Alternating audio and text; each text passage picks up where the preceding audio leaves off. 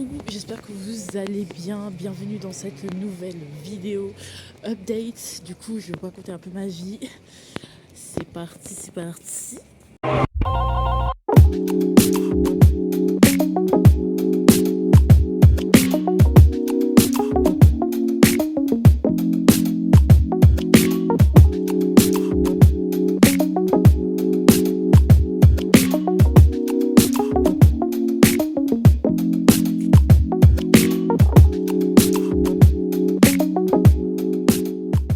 Du coup, on va faire une pâte à crêpes. Il est très tard, demain j'ai cours à 9 h. Ouais, j'ai repris mes études. Donc voilà. Premièrement, on va parler du lieu de vie où je suis. Donc comme vous le savez, j'étais SDF et que la première vidéo où j'en ai parlé, si j'étais à l'hôtel social, je n'étais toujours SDF, mais j'étais hébergée, j'étais plus à la rue. Comme je vous le disais, le but d'être dans cette hôtel social, c'est de me stabiliser au niveau administratif et financier afin de pouvoir avoir intégré un foyer jeune travailleur que j'ai intégré il y a même pas un mois. Hier, j'ai payé mon premier loyer de 600 balles, ça rase, pour un salaire de 880 euros, 884 euros, un truc comme ça. Tu vois, net. Bon, forcément. Donc voilà. Et puis voilà, donc j'ai un peu changé de vie, donc tout a changé. Maintenant, je peux cuisiner, je peux faire plein de choses. Voilà. Et aujourd'hui, je fais comme formation, comme vous le saviez, je pense que vous saviez, vous ne savez pas, j'ai commencé mon alternance pour un CAP Petite Enfance. Sauf que, enfin, est-ce que mon côté un peu, je n'arrive pas à rentrer dans les clous, je n'arrive pas à m'intégrer, est éradiqué? Non. Genre, je me sens, j'ai toujours cette même sensation qu'avec la kiné, que en gros, c'est pas ma destinée. Parce qu'en fait, je suis dans le service à la personne, et le service à la personne, non seulement c'est ingrat au niveau du salaire, mais bon, mais en même temps, c'est épuisant psychologiquement et c'est épuisant mentalement. Donc, si bien que même si mon travail est reconnu, qu'on reconnaisse que j'ai une bonne personne, j'ai vu mes supérieurs, on va dire, qui m'ont félicité à moins de reprises, parce qu'en ce moment, on est en sous-effectif, ça fait au moins un mois et demi qu'on est en sous-effectif, et que quand même, on est remercié, tout ça, bah quand même, je trouve le moyen de... Je trouve le moyen de clairement ne pas être épanouie totalement, d'accord? Ne pas être épanouie totalement dans mon travail, si bien que, en fait, comme il y a un an jour pour jour, puisque j'étais à la rue le 25 décembre, presque il y a un an jour pour jour, bah, j'avais la problématique, est-ce que je me casse en prenant un gros risque? Non. Voilà. En prenant un gros risque parce que, tout simplement, il faut faire entrer la maille et le but du foyer jeune travailleur, c'est de passer dans un moment social. Donc pour ça, il faut quand même que tu aies le bifton, il faut quand même que tu puisses payer 3 loyers d'avance pour sortir de ça, une caution, etc. C'est un peu compliqué, tu vois. Ensuite, voilà. Ensuite, il y a tout ce qui est stabilité, quoi. Voilà, quoi. J'ai le droit de rester ici 2 ans. Mais ils renouvelleront le bail au bout d'un an que si j'ai pas de retard de... Voilà, j'ai pas de retard de loyer, que si il n'y a pas d'incident, que si je change pas de métier.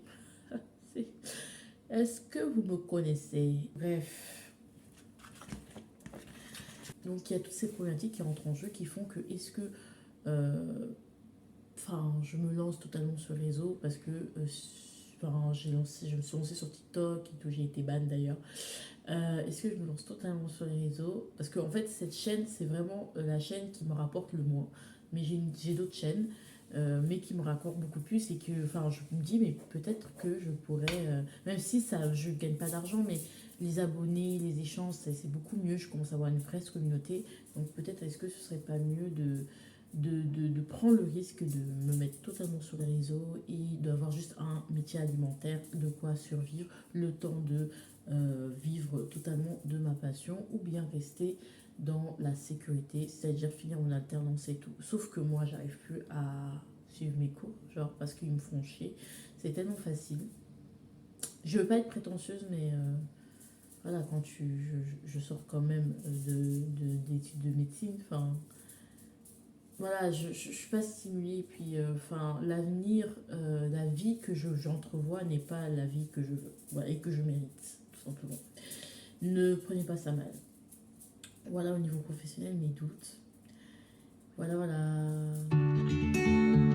Donc, on va passer au niveau sentimental, au niveau de tout ce qui a changé. Alors, franchement, je suis une meuf grave solitaire et tout, qui voulait pas forcément se mettre en couple.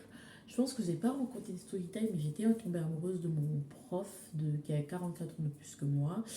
Et c'était très compliqué parce qu'en fait, je le fréquentais, mais je gardais grave des choses pour moi, etc.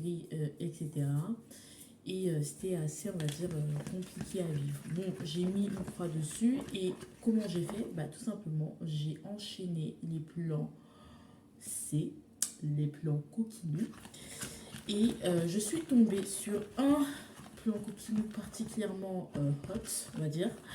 Et finalement, je pense, j'ai développé une complicité avec cette personne, un lien. Et j'ai des sentiments pour cette personne et je pense même que je suis amoureuse. Ça me fait mal de le dire, très très mal, sachez-le. Voilà, vous connaissez, c'est un peu les moments où tu te dis, t'as peur de est-ce que tu y vas, est-ce que tu y vas pas, t'as peur que la personne elle soit toxique, que finalement elle veut une emprise sur toi parce que les hommes c'est grave ça en fait. Les êtres humains ils aiment trop avoir une emprise sur toi, ils aiment trop décider pour toi et tout ce qui s'est passé avec ma famille et tout, genre où on a trop voulu choisir quelle était la meilleure chose pour moi. Mais moi je suis un peu traumatisée, genre en mode les gens comme ça je les sens et tout, je fais confiance vraiment à personne. Et c'est un peu compliqué en fait. Je l'aime cette personne, je ne lui ai pas dit. Je pense que je lui dirai pas. Elle aura qu'à se déplacer et ça se trouve qu'elle m'aime pas. Donc voilà ma vie en fait aujourd'hui. Voilà les petites updates. Il n'y a pas grand chose à dire si ce n'est que bah, j'ai changé beaucoup de mentalité, de vie, de train de vie. Je vais beaucoup mieux. Après, il y a d'autres choses que j'ai découvertes comme le e-commerce, je travaille beaucoup sur moi, développement personnel, développer son avance financière, des choses comme ça. Je me développe beaucoup au niveau de tout ce qui est mes daddy issues, dépendance affective, parce que j'ai beaucoup eu de... Parce que moi, je sais pourquoi ma dernière relation, ma seule et dernière relation il y a 3 ans a capoté, c'est parce que je m'étais... En fait, je n'avais pas réglé certaines choses avec moi-même et j'avais 17 ans, tu vois, donc j'avais pas commencé à travailler sur moi et tout, donc tu connais. Et donc j'avais beaucoup de daddy issues, voilà, j'avais beaucoup d'attentes et finalement j'ai été très déçue, mais bon, lui aussi a été très déçu. Du coup, j'ai pas envie de remettre ça sur une autre personne, sauf que je vois que la personne, elle commence à souffler le chaud et le froid. Et je trouve que c'est très manipulateur. C'est-à-dire que moi, en fait, le problème de moi, c'est que j'aime beaucoup, je suis attirée par les personnes sans aucune prétention, extrêmement intelligentes. Et qui dit homme très intelligent, charismatique, enragé et très sensuel, très sensuel, très charnel, on va dire. En général, c'est des manipulateurs et des bourreaux du travail et des gens qui ont des addictions. Voilà. Je ne veux pas, voilà, je pose ça là, vous direz, mais en fait, je suis attirée vers ce genre de fort caractère, forte personnalité qui, qui peuvent matcher avec moi, mais enfin, qui peuvent me détruire tout à fait. Et comme moi, je suis une personne, j'ai beaucoup de projets et d'ambitions, et que je veux vraiment sortir de cette impasse où ma vie ne me correspond pas, et ben voilà, quoi. Je veux juste réaliser quelque chose de grand qui m'épanouisse à 100%. Petit fait existentiel par rapport au monde du travail, c'est nul. Je déteste le monde du travail. C'est vraiment de la merde. Enfin, je vois pas l'intérêt. J'aime pas travailler en équipe, même si je sais faire. En fait, ça, je sais beaucoup faire des choses, mais j'aime pas ce que je fais. Je sais pas comment t'expliquer. Je suis capable de m'adapter énormément. J'ai une grosse capacité d'adaptation, mais en général, dans tous les travails où j'ai été, on est très satisfait de moi. Le problème, c'est que moi, je suis pas satisfaite de moi et je suis fidèle à moi-même. Donc voilà. Bref, du coup, j'ai rien à vous dire d'autre. Je pense que je vais revenir un peu sur YouTube en faisant des vlogs, en créant du contenu. J'ai TikTok. Si j'arrive à récupérer mon TikTok, je le mettrai comme d'habitude en barre d'infos. J'ai beaucoup de sujets à aborder aussi. euh, Beaucoup de choses que j'ai mûries. Et donc, du coup, on se retrouve pour une prochaine vidéo. Je vous embrasse. Ciao, ciao, bisous.